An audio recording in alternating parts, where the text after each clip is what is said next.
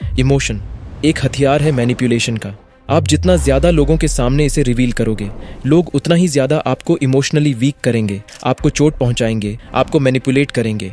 चाहे आप मर्द हो या एक टीनेज बॉय, इस दुनिया में जीने के लिए आपको अपने इमोशंस पर कंट्रोल करना ही होगा। नहीं तो दोस्त, ये दुनिया आपको गुलाम बना देगा। पर इसका मतलब ये बिल्कुल नहीं है कि आप इनसेंसिटिव या इमोशनलेस हो जाओ। नहीं, इमोशनल कंट्रोल का असली मतलब ये है कि आपको अपने इमोशंस पर अपना पूरा कंट्रोल रखना होगा, मेंटली स्ट्रांग बनना होगा। एक ऐसे पेड़ की तरह जिसके चारों तरफ तूफान चल रहा है, पत्ते हिल रहे हैं, डालियां टूट रही हैं, लेकिन उसका जड़ हमेशा मजबूत रहता है और यही मजबूत जड़ उसे हर टफ सिचुएशन पर नीचे गिरने नहीं देगा। यही है असली इमोशनल पावर। इसलिए दोस्त, अगर आप भी उस पेड़ की तरह लाइफ की हर टफ सिचुएशन पर मजबूती से खड़े रहना चाहते हो, इस इमोशनल कैद से आजाद होना चाहते हो, तो इस वीडियो को ध्यान से सुनो, क्योंकि इस वीडियो में मैं आपसे कुछ ऐसे इंपॉर्टेंट प्रिंसिपल्स शेयर करने जा रहा हूं जिसे अगर आप फॉलो करो तो कोई भी बाहरी या आंतरिक इमोशन आपकी हिम्मत को हिला नहीं सकता।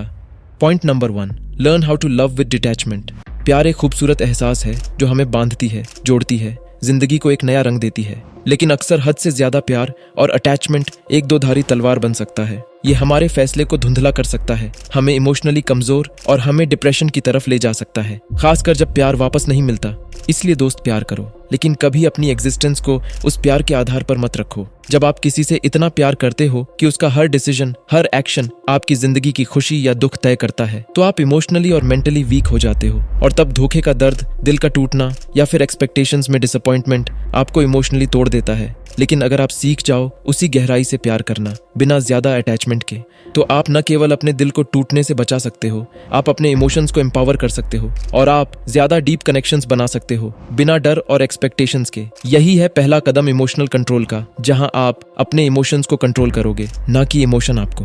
Point number 2, take a pause. जब आप किसी इमोशनल कॉन्फ्लिक्ट को एक्सपीरियंस करते हो, जैसे गुस्सा, दर्द या पछतावा, तो आपके दिमाग में कई तरह के केमिकल्स और हार्मोन्स की जैसे बारिश ही होने लगती है, जो एक्सट्रीम रिएक्शंस और इंपल्सिव बिहेवियर्स को बढ़ावा देती है। इसी एक्सट्रीम रिएक्शंस के कारण कई बार आप ऐसे स्टेप्स या डिसीजन ले लेते हो जिसका पछतावा आपको कई दिनों तक या कभी कभी जिंदगी भर हो सकता है। इसलिए अगर आप अपने इमोशंस को कंट्रोल करना चाहते हो तो आपको उन केमिकल्स को कंट्रोल करना होगा। इसके लिए एक सिंपल पर इफेक्टिव तरीका है। जब भी आप किसी इमोशनल कॉन्फ्लिक्ट में हो तो किसी भी तरह के एक्सट्रीम रिएक्शंस लेने से पहले आपको सिर्फ 5 सेकंड तक खुद को पॉज करना है। उस 5 सेकंड के दौरान आपके दिमाग के केमिकल स्लो डाउन होकर उस सिचुएशन को साफ देखने में आपको मदद करेगा। ये सुनने में सिंपल लगता है, लेकिन उस 5 सेकंड से आप अपने आप को इंपल्सिव रिएक्शंस या सालों की रिग्रेट से बचा सकते हो।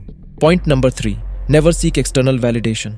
जब कोई दूसरा इंसान आपके लुक्स, काम या किसी भी चीज की तारीफ करे और आप अंदर से खुशी से बिल्कुल झूम उठो और आपका कॉन्फिडेंस लेवल आसमान छू जाए, तो आप समझ लेना आपने खुद उस इंसान को अपने इमोशंस का कंट्रोल दे दिया है। और अगली बार अगर वो आपके बारे में बुराई कर दे तो आप अंदर से बिल्कुल टूट जाओगे, आपका कॉन्फिडेंस लेवल जमीन पर आ जाएगा। इसलिए कभी एक्सटर्नल वैलिडेशन पर ज्यादा डिपेंड मत करो। सोचो वो समय जब आपने अपनी पर्सनल अचीवमेंट या डीप थिंकिंग को सिर्फ दूसरों की राय के लिए शेयर किया था, पर आपको क्या मिला? क्रिटिसिज्म, मजाक या फिर इग्नोर। ऐसे एक्सपीरियंस दिल को तोड़ सकता है और हमारी सेल्फ कॉन्फिडेंस को कमजोर कर सकता है। इसलिए आपको समझना होगा, आपके हर थॉट के लिए ऑडियंस या एक्सटर्नल वैलिडेशन की जरूरत नहीं है। इस प्रिंसिपल को फॉलो करके आप अपने अंदर अटूट आत्मविश्वास बनाते हो, जो आपके इमोशंस, बिलीव्स और थिंकिंग को पत्थर सा ठोस बनाता है। और इस इमोशनल कंट्रोल की जर्नी में ये रूल एक प्रोटेक्टिव शील्ड बन जाता है। ये इंश्योर करता है कि आपका इमोशनल कोर स्ट्रांग और सॉलिड रहे और दुनिया के फालतू के ओपिनियंस और रिएक्शन से आपको असर ना हो।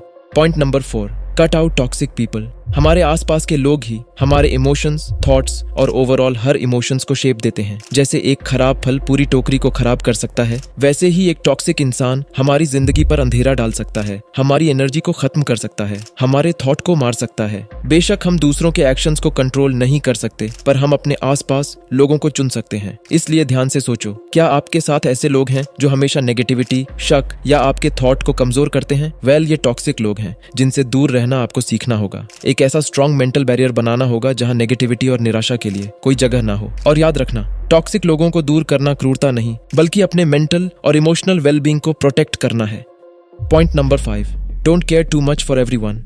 आपने देखा होगा, जब एक स्पंज हर बूंद पानी को अपने अंदर अब्सॉर्ब करता है बिना एक्सेस पानी को निकाले, तो स्पंज ओवर सैचुरेटेड हो जाता है और वो अपना इफेक्टिवनेस खो देता है। वैसे ही जब हम ज्यादा केयर करते हैं हम इमोशनली सैचुरेटेड हो जाते हैं, हमारी थिंकिंग धुंधली हो जाती है, एनर्जी खत्म हो जाती है और हम अपने खुद के नीड्स और एस्पिरेशंस से ही दूर हो जाते हैं। लेकिन मैं ये बिल्कुल नहीं कह रहा कि सबके ही दुख या खुशी को इग्नोर करो, नहीं। आपको सिलेक्टिव एम्पैथेटिक बनना होगा, मतलब आपको ध्यान से सिलेक्ट करना होगा कि कब आपको अपने इमोशंस इन्वेस्ट करना है और कब थोड़ा डिस्टेंस मेंटेन करना है। इससे आप अपने आप को अनवांटेड इमोशनल कॉन्फ्लिक्ट से बचा सकते हो और जिसके लिए एक्चुअल में आपको केयर करना चाहिए वो केयर और भी जेन्युइन, फोकस्ड और इम्पैक्टफुल बना सकते हो। ये सिलेक्टिव एम्पैथी एक बहुत पावरफुल टूल है इमोशनल कंट्रोल के लिए। ये आपको दुनिया को क्लैरिटी के साथ समझने में मदद करता है और एंश्योर करता है कि आपका इमोशनल एनर्जी सही जगह यूज हो, ना कि हर बेमतलब के फीलिंग या सिचुएशन पर बर्बाद हो।